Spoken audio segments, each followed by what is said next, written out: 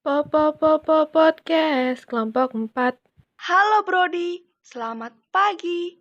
Berjumpa lagi dengan saya, Ivon Ramadanita, di acara Civic Culture. Nah, pada kesempatan ini, kita kedatangan tamu yang luar biasa. Siapakah tamunya?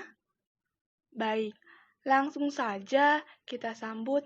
Ini dia, mahasiswa dari program studi PPKN kelas B Universitas Negeri Jakarta. Oke, sebelumnya kita perkenalan dulu kali ya. Halo, perkenalkan saya Alia Herunisa, biasa dipanggil Alia. Salam kenal ya. Halo semua, nama saya Nesa Rahma Putri, biasa dipanggil Nesa. Salam kenal ya. Halo semua, perkenalkan. Nama saya Rian Putra Pratama, biasa dipanggil Rian. Salam kenal ya. Halo, nama saya Salsa Sabila, biasa dipanggil Sabil. Salam kenal semuanya. Halo Brody, salam kenal juga. Gimana nih kabar kalian? Baik-baik aja nih, terima kasih. Baik-baik aja nih, terima kasih. Baik-baik aja nih, terima kasih. Alhamdulillah baik. Terima kasih. Wih, alhamdulillah. Keren banget semangatnya ya kalian. Oke, jadi apa sih yang akan kita bahas di podcast ini? Baik, podcast ini akan membahas terkait landasan kultural PPKN. Nah, lalu apa sih tujuan diadakannya podcast ini? Podcast ini bertujuan untuk memberikan wawasan dan informasi terkait topik yang akan dibicarakan serta membuka ruang diskusi untuk saling bertukar pikiran sehingga mampu mengeluarkan argumen yang mendukung topik tersebut.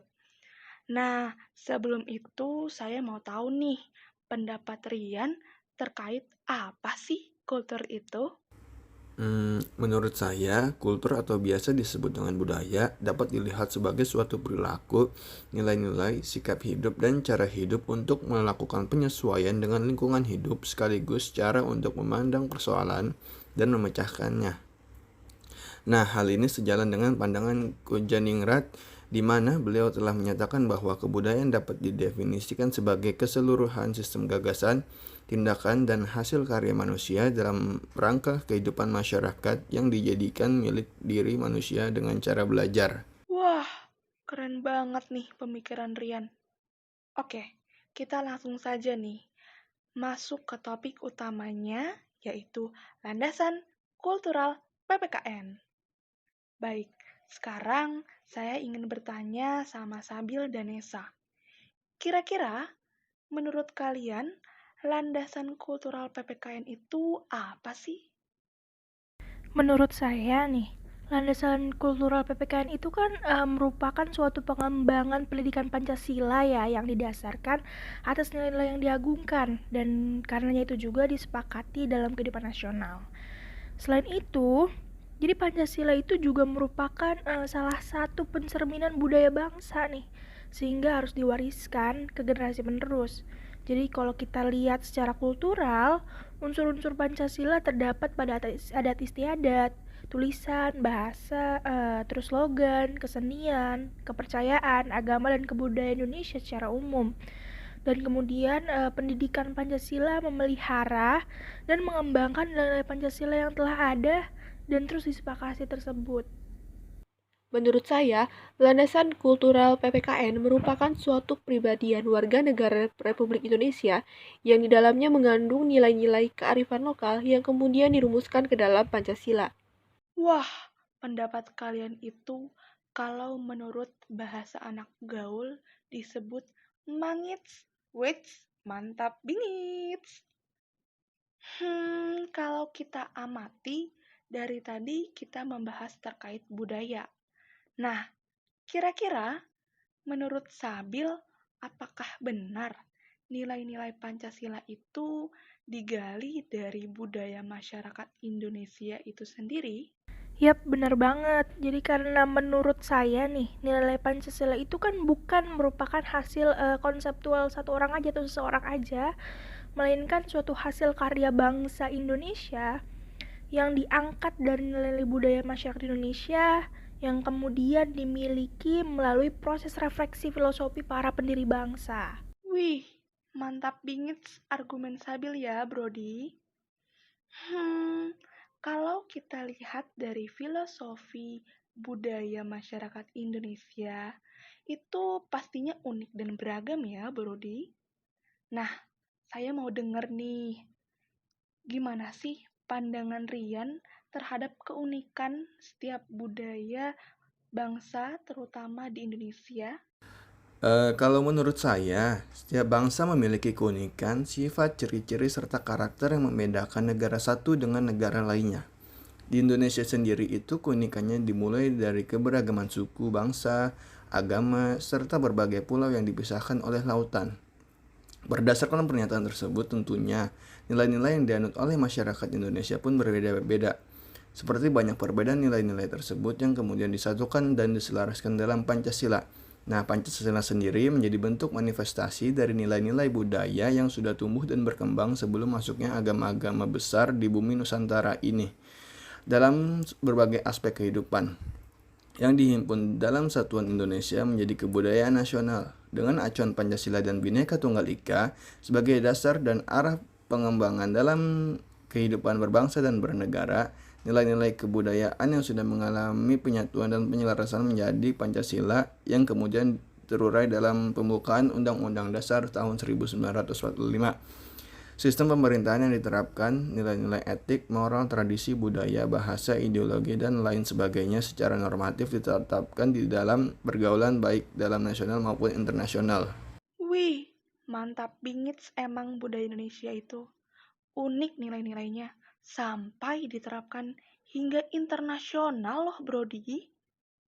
Nah, Brody, sudah seharusnya kita sebagai warga negara Indonesia bangga karena memiliki keberagaman budaya, suku, agama, dan lain sebagainya.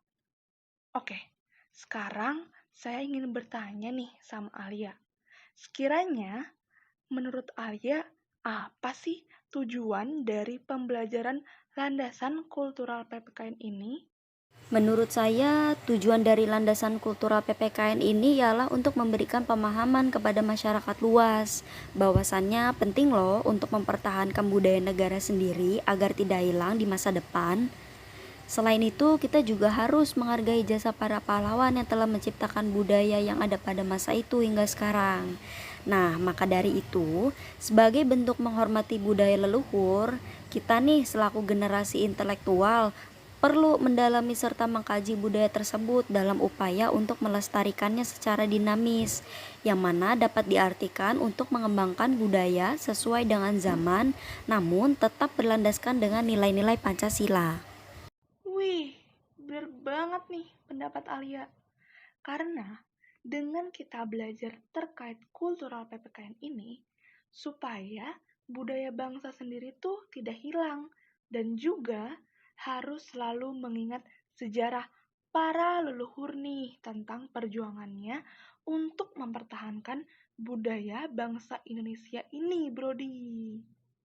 Oke, berbicara tentang pertahanan budaya di Indonesia, jika kita amati lingkungan sekitar, sebagian besar sudah ada budaya asing yang masuk ke Indonesia. Nah, saya mau tanya lagi nih sama Alia. Sekiranya, bagaimana sih dampak dari budaya asing terhadap nilai kultural Pancasila dalam kajian PPKN serta terhadap dunia pendidikan? Menurut saya budaya asing yang masuk ke Indonesia itu memberikan dampak yang cukup besar ya bagi budaya Indonesia, terutama terhadap nilai kulturalnya.